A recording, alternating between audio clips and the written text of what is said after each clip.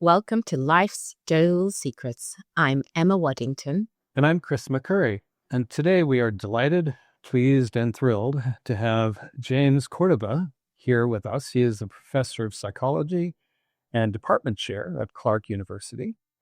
Dr. Cordova received his BA from the University of New Mexico and his master's and doctoral degrees from the University of Washington here in Seattle, where I live.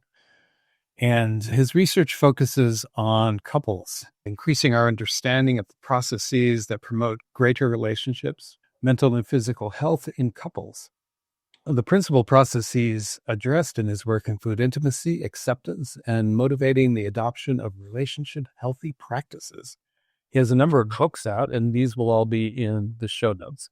His most recent one, just published in February, is The Mindful Path to Intimacy, Cultivating a Deeper Connection with Your Partner. He's also the author of The Marriage Checkup, a scientific program for sustaining and strengthening marital health. And for clinicians doing couples work, The Marriage Checkup Practitioner's Guide, published in 2013. In addition to his writings, Dr. Cordova is the founder and president of Arama Incorporated, dedicated to revolutionizing how couples engage with their relational well-being. This is a program that both trains clinicians in Dr. Cordova's program for couples therapy, as well as providing counseling for couples. So again, the information for that will be in the show notes. So welcome. Thank you. Thank you for having me here. I'm excited to be here. Excellent. Yeah, we're excited as well. So maybe we can start just by talking a little bit about the necessary connection that you talk about between intimacy and vulnerability. Yeah, it's sort of the perfect place to start. One of the, I think, existential truths about being in and aspiring to be in any kind of long-term intimate relationship is that it can't help but be rooted in and sort of swimming in the sea of our shared vulnerability. And the gift and the challenge of vulnerability is that it's both the aspect of who we are in relationship that often makes us turn away from each other because vulnerability is vulnerable, because vulnerability is scary, and because, that kind of vulnerable exposure that is just the heart of connection makes us easy. It's so easy for us to hurt each other because we're so vulnerable. So it's often the reason that we turn away, but it's also the path towards the deepest kind of connection that we can have with each other. So it's the path to deep and true intimacy, as well as often and unfortunately the path away from deep and true intimacy. Can I just caveat, because intimacy, we're talking about it here around in terms of the relationship, in terms of connection, not in terms of erotic intimacy or sex, because often we get confused. No, for sure. People, do you mean sex?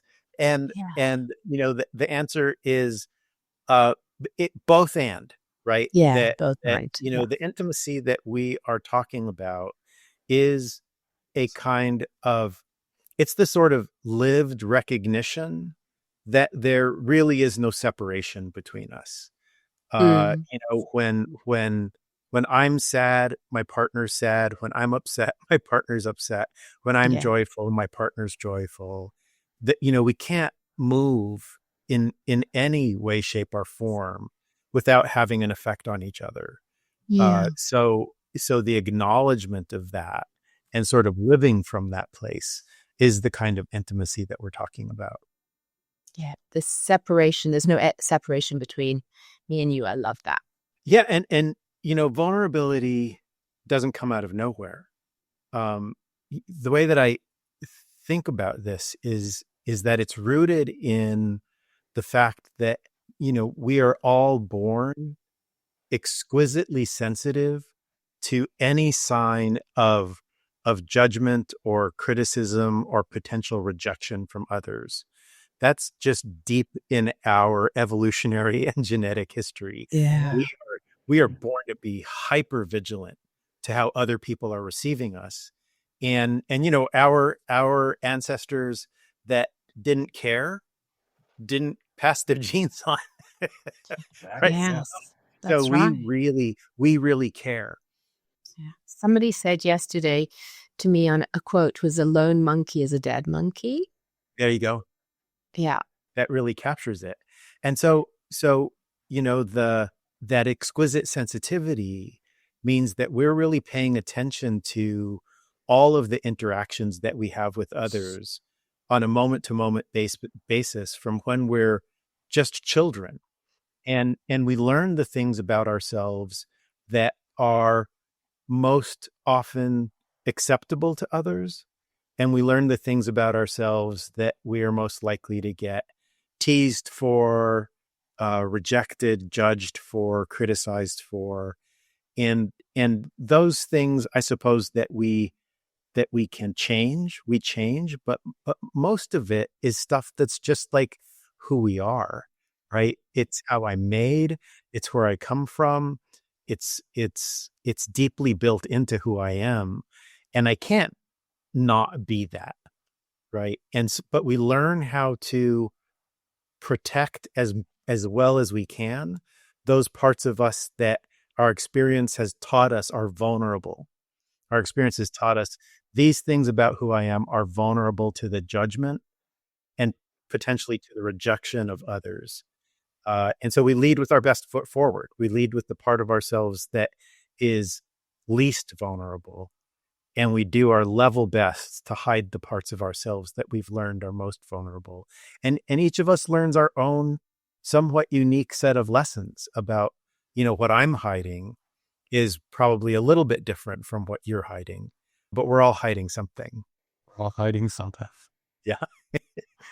When you get into an intimate relationship, it gets harder and harder to hide it. Man, there are not closets deep enough, right? Yeah. Yeah. And there's a couple of things in there. Part of it is just pure exposure, right? Like if I'm with somebody so much time, they're so deeply into my life, I can't hide all the things that even if I want to, and I don't want to, a lot of the things that we try to protect, the vulnerabilities of ourselves that we try to protect from others, it's effortful to hide that. And that effort is uncomfortable. And so when we're getting into a relationship with someone else, we're kind of motivated, at least a little bit, to relax our guard, to let go of some of that hiding. And the way that we talk about it is that those aspects of our authentic vulnerability, we're either going to show on purpose or they're going to leak out.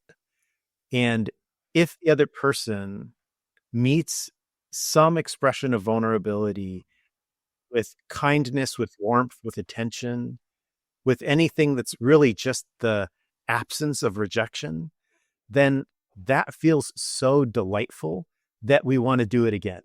And we want to do it more and more. And so it's very attractive to be accepted for the parts of ourselves that we're afraid are rejectable.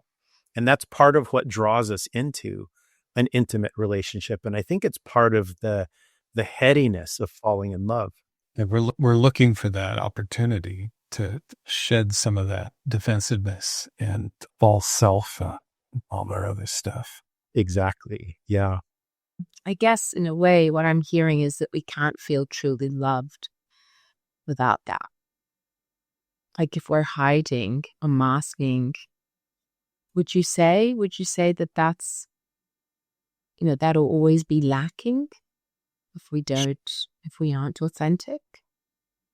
Absolutely. I think it is perhaps at the heart of our deepest yearning, to be able to be just our genuine, authentic selves with someone who is going to love and accept us just like that, sort of anyway, right? Our our wish upon a star is to be accepted, warts and all. But I guess it's not fully unconditional, though. Not like when we were kids. No, I mean, that is just wishing for that unconditional. Yeah. Like, can I just get away with everything here? Can I just, all fifth is off, please. Oh Yeah. God. Yeah. No, the metaphor that I've really been appreciating lately is Schopenhauer, Porcupine's Dilemma. And that you talk Yeah. about it in the book. I love it. So beautiful. Yes, It please. it just lands it so perfectly, right? So the idea of the Porcupine's Dilemma is that we're all porcupines, and like we're like porcupines in love, right? Like we want to be close to each other. We want to get in there and snuggle and have that sort of warmth and sort of mammalian connection. But we're also covered in quills. So, you get in close enough and it is inescapable. It is absolutely guaranteed that you're going to catch quills on a relatively regular basis. So it's one of those, it's an aphorism, right? Like you hurt the people that you love, right? Like the people that you are most vulnerably exposed to are the people that are going to sting you. They're going to quill you the most frequently, usually by accident, usually inadvertently, just in a grumpy mood, not necessarily meaning to take it out on you.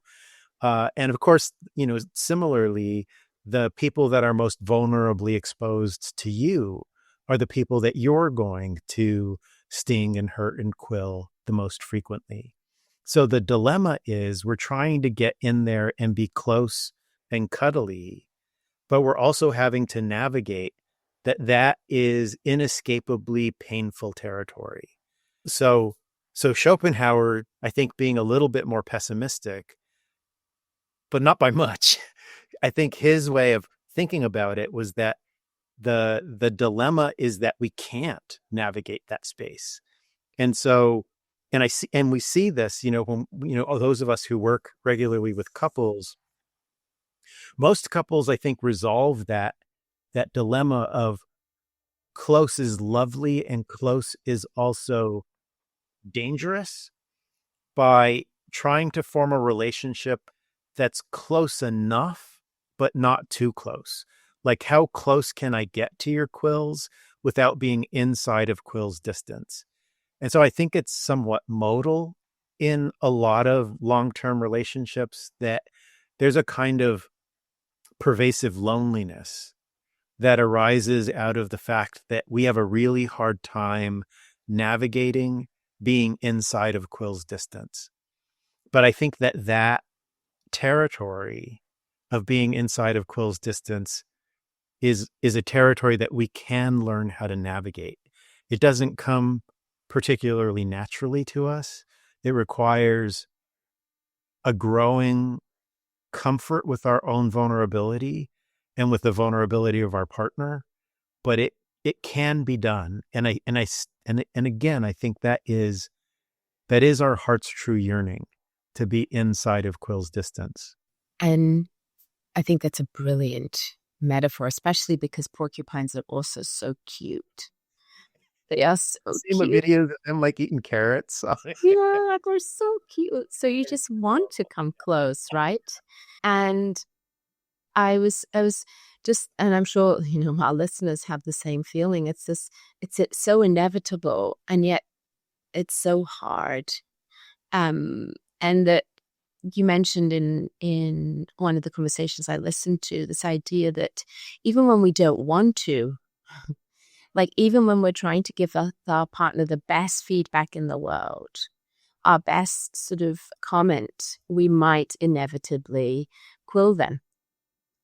And because it depends on so many other factors, like you mentioned, isn't it? That, their histories, what else has happened in the day. Like I might be feeling really good about my partner, but I don't know that in the background, they've not slept well. They've just had an argument with someone on the phone. And I say, hey, honey, could you, do you mind not cooking that so much? Because, I think it might get burnt.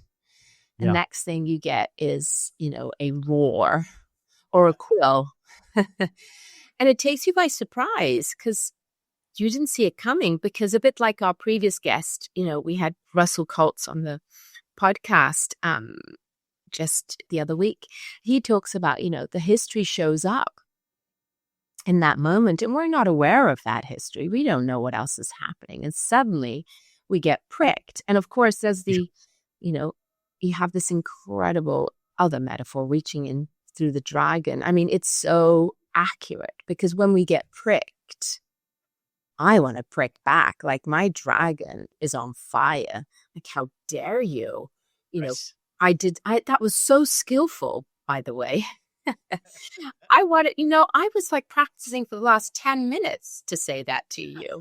Like, what's your Could not problem? possibly say any more delicately. Yeah. Yes, exactly. So I think many of us have been in those situations where everything feels like it's going well, but yes, you inevitably prick each other, even with the best intentions in the world. Sometimes without those, right? Let's be honest that, Yeah, sometimes no, we for go sure. full force. It's one of the handful of existential unavoidables, right? In any relationship. Like, we're moving in such close territory to each other that we are inevitably stepping on each other's toes. We're just, friction and moments of friction are part and parcel of being in an ongoing, vibrant relationship.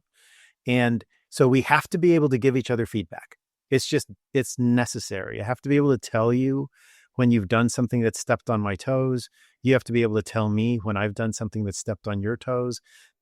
Or we're not going to learn. I'm just going to be stepping on your toes all the time, harder and harder, if you never say anything to me. But to your point, what I say is all feedback comes at the point of a quill. There is no way to give another person feedback that doesn't sting at least a little bit. We can absorb that sting in a way that the other person can't tell. But, if we're honest with ourselves, none of us receive feedback like, oh my God, that was so yummy. May I have some more? Right? At our best, we're like, fair. Yeah, I can see that. But it stings. And again, going back into our evolutionary history, right? Like our whole biological system has set us up to respond to pain instinctively with either fight or flight. So, Emma, to your point, right? Like, somebody stings me, I want to sting them back. Of course, right? All the way back through your, ancestral history, stinging when you've been stung has survival value, or running away when you've been stung has survival value. But the paradox is that stinging back, fighting or fleeing, neither of those is conducive to ongoing connectedness. Neither of those is conducive to intimacy, they don't allow both of us to feel safe being our authentic, vulnerable selves. So our instincts run counter to what we need in order to feel safe being our authentic, vulnerable selves. And, the other point that you were making is, the fewer resources we have, the more likely we are to really let that fight or flight take control. And so, part of the rationale for thinking about things in terms of a practice like mindfulness is that, we all need some way of practicing staying present when we're upset so that we can continue to be skillful even when we're mad, even when we're hurt, even when we're scared. And that requires practice. This does get into, one of the things that we talked about with Russell Colts is, we are talking about skills in the same way that, an EMT practices their routines so that when they come across the car accident, and most of us would probably become paralyzed with fear and loathing and all that sort of thing. They just rely on their training. They go in and they do what they need to do. So by practicing skills, having little routines and subroutines that you can do in those situations, you can, in spite of how you're experiencing the moment, you can function, adequately, and the kind of therapy that Emma and I do, the acceptance commitment therapy, we talk about psychological flexibility. And one of the best definitions of psychological flexibility is it's the ability to navigate challenging situations effectively, even in the presence of difficult thoughts and feelings. Siri Meme is the person who said that. But yeah, that even in the presence of difficult thoughts and feelings, I can navigate this situation effectively. And that does take practice. It's a great analogy. I love the EMT analogy because it highlights that, what we're practicing is turning toward something that all of our instincts are telling us to turn away from. And turning toward vulnerability is just like that, right? Like all of our instincts, all of our experience has taught us to turn away from vulnerability, to hide it, to mask it, to armor it, and to turn back toward it takes a similar kind of training. I'm going to do something that most people don't do under these circumstances. I'm going to run into a burning building, right? Rather than away from it, right? Yeah. And of course, it has to be like, why would we even engage in that kind of practice? Why would we engage in that kind of training? It has to be in the service of something that matters and matters deeply.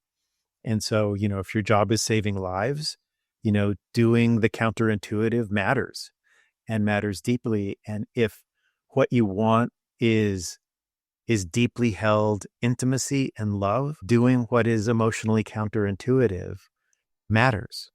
And I guess in that moment, as I think about myself or I think about my couples, I think, perhaps our listeners are thinking, in that moment, I'm not thinking about intimacy and love. I'm thinking about how to get them back, or all the other times I've had to, air quote, put up with their behavior. Yeah. And that's why it requires the drills that, Russell Coates talked about and you're mentioning, because it is so counterintuitive. In that moment, we want to fight back because of that Right. sort of ancestry. But that, amygdala hijack is so real. One of our old guests and a dear colleague, Joe Oliver, used to tell me it was Jedi skills, and they really feel like Jedi skills, like they're supernatural, right? We're having to go into the sphere of the almost impossible to sort of counteract that sort of ferocious knee-jerk reflex. Yeah. And I guess there are times where you have to. I mean, we're not saying if somebody is abusive and violent, you would never respond to that with vulnerability. But the majority of the times that we get quilled in relationships, we are, well, the fact that it's just such a regular occurrence, if we don't turn towards them, we will live in that space that you mentioned at the beginning where, you're quietly lonely, and it's really sad. And we see that all the time. But it is, I recognize it personally. It is a big ask. It really is. It really is. And the challenge, the ongoing challenge is that when we consciously enter into an intimate relationship, this other person has invited us into their china shop, and we're a bull in that china shop. And if we accept that invitation, I accept your invitation to bring this bull into your china shop, then I have to consciously accept the responsibility for being in there, which means, and again, this is part of the practice, I have to accept the responsibility that that I always have to be mindful of how I'm moving. Things are still going to get broken, even if I'm mindful. But just because I'm upset doesn't mean that I get to shirk my responsibility to be careful. So it's making me think of several years ago, I was at a retreat at Thich Nhat Hanh's retreat center in California. I think it's called Deer Park. And it was a retreat for Gen X Dharma teachers. And so, the first day or so there, we were all sort of asking each other, like, what's your practice? What's your practice? And people practice breath meditation or Vipassana or, just sitting, Shikantaza. And one of Thich Nhat Hanh's monks was walking by. And I asked her, because we were all asking each other this, like what her practice was. And she said, oh, mindfulness, just all day. Mindfulness. And I was like, that just captures it. That's it in a nutshell. Right. And so that spirit, that very simple, like ongoing commitment to what is your practice? Just being aware, just being attentive, just being present, just knowing that both of us are here and we are vulnerable to each other and we are deeply flawed human beings. And I have to move carefully and with great respect, always. I never get to shirk that responsibility. And if I do, there will be a price to be paid. I love this metaphor of inviting, a bull into a china shop. It's just so well said. And inherent in that is that desire to be careful, to be mindful all the time. And of course, like, there are times where we don't want to, and we're feeling angry and frustrated, and we want to throw the china out the window. And, Well, on the other hand, we can't be walking on eggshells around our partners either. True. Yeah, that's good right. point. That's right. Yeah, and I think it's very tricky. If there's a distinction there, I think, the walking on eggshells thing is almost always about how careful I have to be not to set you off, how careful I have to be not to trigger your reactivity, which is different from how careful I have to be gentle with your soft spots, right? So, we want to be careful with each other in the same way that you're careful about that little soft spot in a baby's head. Right? Not in the way that you're careful with a dog that you don't know yet and that's growling at you. Right? It's a different kind of carefulness. I now have this image in my head of a porcupine walking on eggshells in a china shop. Anyway, that's right. Yeah, no, you can count on me to mix as many metaphors as humanly. No, I love it. It's great. So these skills, let's talk about the skills that one needs. Yeah, because it sounds so difficult. Like, I'm listening and I'm thinking, yeah, but and you're right. It's skillful, right? And maybe this would also be a way to talk about Aramu. Yeah. Right? Yeah, it's a good segue. In a nutshell, I think the simplest example of the skill, the emotion skill that I'm talking about, is to be able to be in the presence of my own anger. Like, I'm feeling angry and my system wants to, like you were saying, sort of like break some china. But the emotion skill would be to just say, I'm angry, right? Like, can I be angry and say, gosh, I'm feeling really angry right now? And the more we practice being able to use our frontal lobes to override our amygdala, the better our frontal lobes get at staying on board while our amygdala is activated. But we all know that that's not how we come out of the box. the way we come out of the box, when the amygdala is activated, the frontal lobe goes offline. But we're not trapped there, right? I think one of the benefits of an ongoing practice like mindfulness is that being able to see our emotions arise from a compassionate perspective gives us that perspective that we need in order to stay present and connected to our higher intention than if we can't see it from perspective, right? If it just takes control of the system, then we do really primitive stuff. So to your point, right, the practice is to be able to turn our attention inward when we're having strong emotions, so that we can become more and more intimately familiar with what's going on inside of us, so that we can get better and better able to hold all of that complexity with a kind of grace. The what naturally happens is, because we don't have training, because we don't have practice in that spot, the porcupine's dilemma, we're sort of walking through our lives together, quilling each other from time to time, responding to that quill with fight or flight, which, drives us further and further away from each other.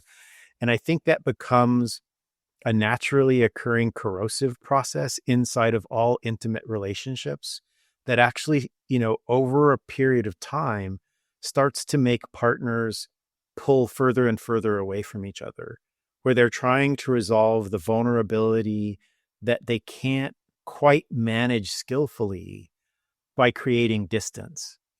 And that distance grows and grows.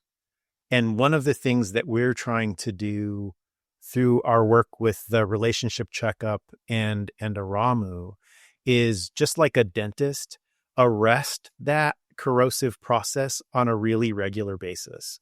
So if it's just our nature to start to turn away from each other because vulnerability is hard, can we, once a year, once every other year, just go in for like a quick relationship checkup, so that right in those places where we're most likely to turn away from each other, somebody can help us to find our way back to an intimate connection. And the intimate connection is coming both out of our strengths and out of the ways in which we are naturally compassionate, when we can see how both of us are vulnerable, rather than only see how both of us become reactive when we're vulnerable. So looking underneath that immediate stuff. Exactly. And it's a hard thing for us to do on our own, right? The patterns we get stuck in, our own reactivities, they become fish and water problems for us. This is just who I am. It's hard for me to imagine that there's another way of being in the world.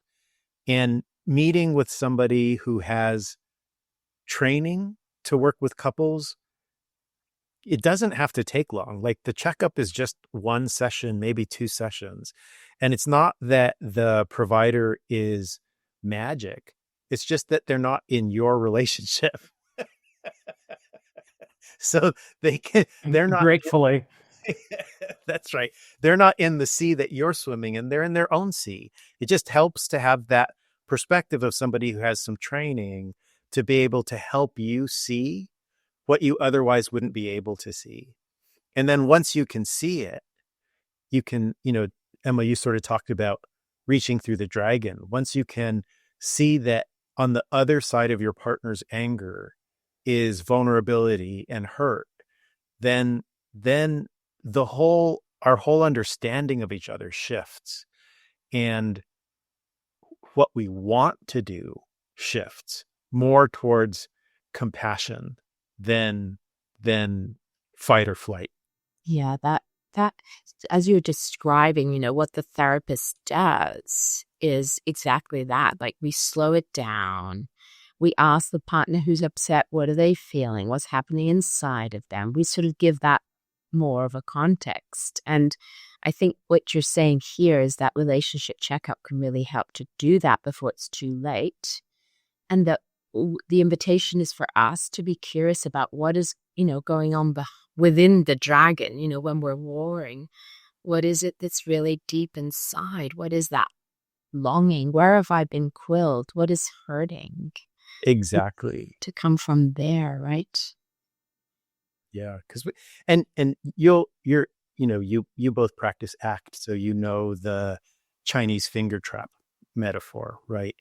And that often perfectly captures where couples are when they come, not only when they come to therapy, but just when they've been together for 3 years, right? Like, oh, we have this place, like, let's say it's co-parenting, where, we experience the most friction in our relationship. And every time we get into conflict about it, we do it in exactly the same way that we always do it and expect a different outcome, right? I try to pull you towards change and you try to pull me towards change. Like, why don't you, parent more like me? Why don't you get off my back? Right.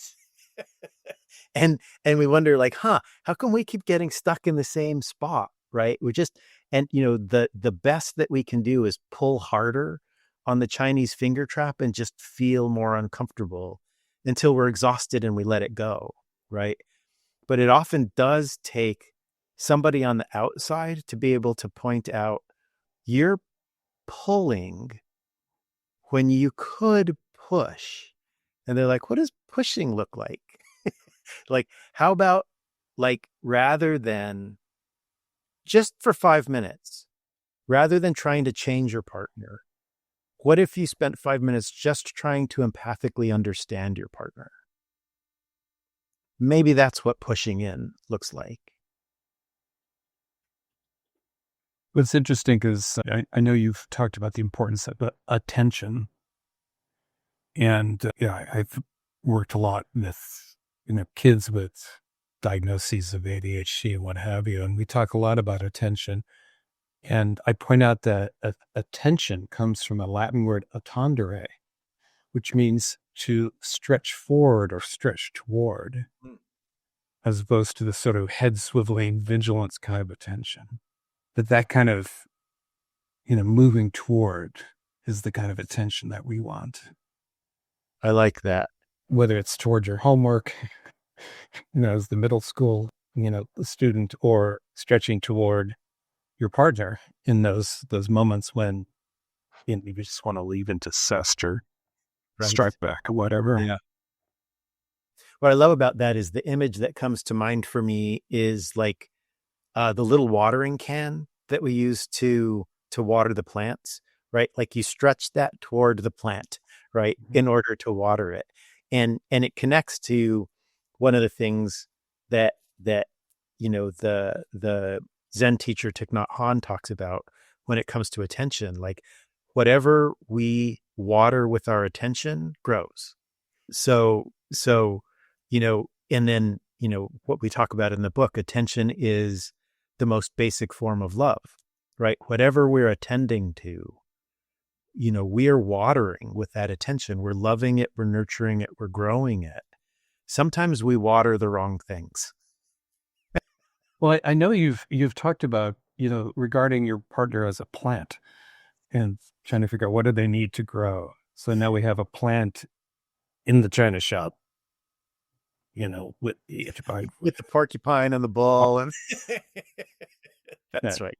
So, so it's like, what does my partner need, Right. and that's stretching toward them, and that's compassionate, and that's getting out of our own, survival load. Yeah. And that it highlights for me that often the thing that is most significantly blocking intimacy in the relationship is our own ego. And being able to put our own ego aside, even for just a few moments, to care more about understanding your partner like to it's more important to understand than to be understood. That kind of move to prioritize understanding, to prioritize empathy before prioritizing being understood or being empathized with, again, seems oddly emotionally counterintuitive and therefore requires practice. I'm also thinking, I know that you sort of worked alongside with Gottman, and I really love what they talk about in terms of the ratio, the 20-1 ratio. Most people talk about the 5-1, but when you train, you realize that actually it's not 5-1, it's 20-1. Like it's a massive ratio, 20 positives to any one negative. And yeah. I wonder if for you, creating the context where, it's not just in that moment we have to reach through the dragon and use all these sort of Jedi skills, these drills that you're talking about, this mindfulness, this ability to reach in, but it's also creating a context in the relationship where the majority of the time that we're together, we're being kind and thoughtful and gentle and intentional, such that when these moments, these, quills, these pricks, these inevitable hurts happen, there's enough willingness because the rest of the time feels quite good. So the money in the bank. There's money, right? Exactly. Because I think that that's so important. It's not just moment, our urge is to fix the problem, but actually create a better context where you actually you're feeling, they talk about, the Gottmans talk about this positive sentiment override, like this. I think that's so true. Like you're just feeling good about your partner. So you'll let them get away with, breaking a teacup or not, depends on the teacup. But, that there is this sort of giving them the benefit of the doubt. But that's cultivating, right? It's cultivating a culture in your relationship that is throughout the day. Like it's all the it's an ongoing, it's another practice that I think is so important, isn't it? That it's, takes time. Absolutely. And again, just mindfulness all day, mindfulness, right? Like the, what you're pointing out is again, this other existential truth that everything that you do and say and everything that you fail to do and say gets counted, right? Like nothing doesn't matter, right? And that's a hard thing for us to really just own with responsibility. Like every word that comes out of my mouth is going to leave a mark on my partner's heart. Every gesture that I engage in is going to leave a mark. And we, we know this from behaviorism, right? That we acquire experience. You can't erase experience. Life is additive, right? So if every time you walk into the room, to your point, Emma, if 20 times out of 21, you walk into a room with your partner in it, and that experience is funny or delightful or sweet or sexy or generous, right? Then if there are 6 rooms that I can walk into, the one that I'm going to want to walk into is the one that my partner is in. But when that ratio starts to fall off and it's more like a coin toss, right? Like when I walk into that room where my partner is, I might get, something yummy, or I might get criticized or judged or bossed around or ignored, right? Then there are 5 other rooms I could be in, right? That have better ratios in them. The room the dog is in, the room where the grass needs to be mowed, the room where the TV is, the room where my exercise bike is, the room where my work is, right? And so when that ratio that you're talking about starts to fall off, we start making different choices.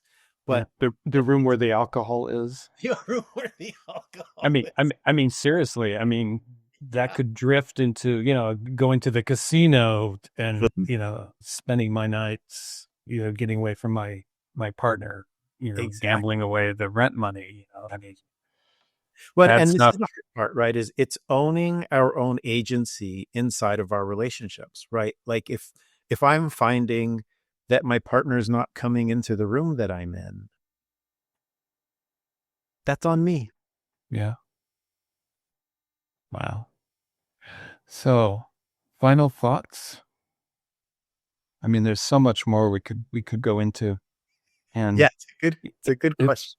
it would certainly be delightful to have you back at some point to continue this conversation. Sure. Final thoughts, words of wisdom, one more metaphor we could throw into that China shop. I think, I'll say two things. One is one of the most important ways that we're trying to transform the way that everybody thinks about their relationship is to begin to think about your relationship as on par, is to begin to think about your relationship as relationship health. This is part of my health system, on par with my physical health, my mental health, my dental health, even the health of my car, right? And for each one of those systems, we get regular checkups because I am not a doctor. I'm not a medical doctor. I'm not an expert at my physical health. I am not a dentist. I'm not an expert at my dental health, right? I am not a mental health provider. I am not an expert at my mental health. The only one of our health systems that we expect to do as a do-it-yourself project is our relationship health. And it is just as complex as all of our other health systems. If not and what more. I really want to shift people towards is as important as it is to get regular health checkups, it's just that important to get regular relationship health checkups. And my conviction is that if people were doing that from year one in their relationship, that would be the thing that would turn the tide on our divorce statistics. Because if we didn't have regular dental checkups, all of our teeth would look a lot different than they do right now. And it's the same thing, right? There is a naturally occurring corrosive process inside our relationships that if it isn't arrested on a regular basis, it is going to chew through the bonds of connection. Yeah.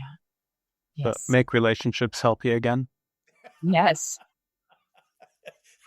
There you go. Right. Yes. Love Somebody's it. got to have that job, right? Yeah, really. Yeah. Marah. Yeah. Yeah. Thank you so much. That just gets back to that intentionality where I'm not just going to be on cruise control in my relationships. Yeah. It's going to be something that I'm actually going to nurture and work at. Exactly. And I think people don't want to accept that, right? It's quite hard. We want it to be easy, like we were saying, all filters off. Yeah. Or we think it should be easy. Like if We it's should right, be easy. Yes. I shouldn't you're have right, to you're work at right. this. So right. true. Ridiculous. Yeah. I Bit like don't have to work at it. parenting. Yeah. Right. Well, yeah, exactly. Yeah. All right. Awesome. Well, thank It's you so amazing. much. Absolutely. It's been wonderful. Thanks so much, Chris. Thanks so much, Emma. Yes. Oh, you so bet. much fun. And we'll have your books and the link to Ramu in the show notes if anybody wants to explore this further. And again, it'd be great to have you back. Wonderful. Looking forward to it.